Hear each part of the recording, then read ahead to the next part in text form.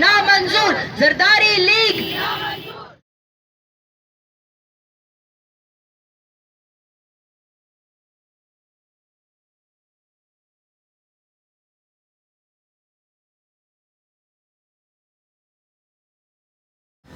मेरा भी आएगा, वो भी चेक कर।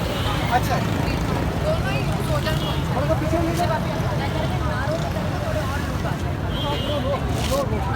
हमें 15 मिनट वेट करना पड़ेगा।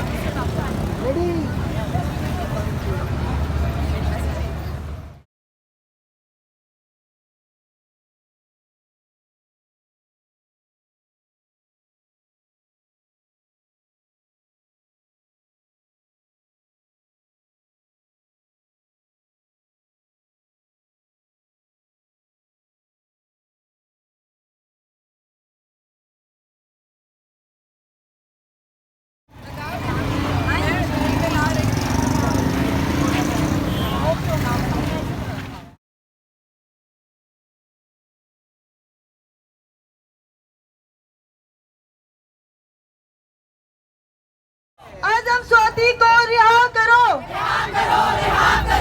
इमरान तेरी जान Nisar, Imran we want justice, we want justice, we want justice। आजम स्वाति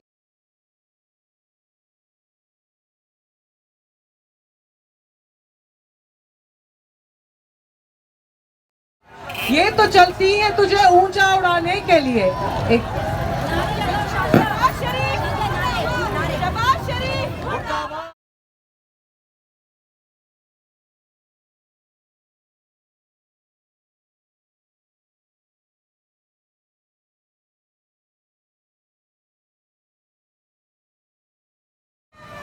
फांसी पे देखिए आप किस कदर तकलीफ है औरतों को। औरतें नाजुक सिर्फ होती हैं, औरतें वो होती हैं जो कि नरमी बरतती हैं, लेकिन जब उनकी इज्जतों पे बात आ जाती है ना, तो फिर वो नरमी नहीं बरत सकती। फिर इज्जतदार औरत नरमी नहीं बरत सकती, फिर वो कुछ भी कहेगी। आप मुंह से भी किसी की इज्जत उतार सकते हैं, और ये फजलू ने उतारी है। उसने कोशिश की है, नाकाम कोशिश, लेकिन उससे वो खुद एक्सपोज हुआ है। उसे पता चला है कि वो किस तरह का, वो इस्लाम का लिबादा ओढ़ के एक शैतान है, वो इस्लाम का लिबादा ओढ़ के एक जालिम इंसान है।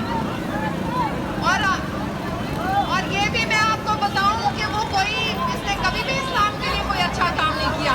जब ये कश्मीर कमेटी का मेंबर होता था, तब भी इसने अरबों रुपए अपने बैंक के अंदर डाले, क्योंकि जो शैतान होते हैं वो हमेशा शैतानों वाली हरकतें ही करते हैं। ये वो है जिसने डीजल के ऊपर बहुत सारे पॉइंट्स लिए, ये वो है जिसने जमीनें खाई, ये अपने अंदर हराम जो है वो अपने पेट में डाल डाल के इसने जहन्नम का ईंधन बनाया हुआ है। इसलिए उससे कोई फर्क नहीं पड़ता इज्जतदार औरतों के बारे में बात करना। लेकिन फजलू मैं आज तुम्हें बता दूं कि इज्जतदार औरत बड़ी ताकतवर होती है। ये औरतें जो सारी खड़ी है ना, ये भी तुम्हें बता सकती है। आदमी तो दूर की बात है, औरतें तुम्हें मत चखा देगी, तुम्हें पता चलेगा। चीफ जस्टिस साहब अब बहुत हो गई। ये औरतों के बारे में ये चाहता है कि औरतें जो है वो शटल कॉक बुरके पहन के डर के घर में बैठी रहे कि कोई मौलवी कभी उनको ये ना कह दे, कोई बुरी बात ना कह दे, तो उनका क्या बनेगा। क्या हमारी इज्जतें इतनी हल्की है, क्या हमारी इज्जतें इतनी सस्ती है कि कोई भी उठ के इस तरह की बात कर ले। तेरी हिम्मत, तुझे बताएंगे हम अब क्या होता है। Fazlu diesel, Fazlu diesel, Fazlu diesel, Fazlu diesel.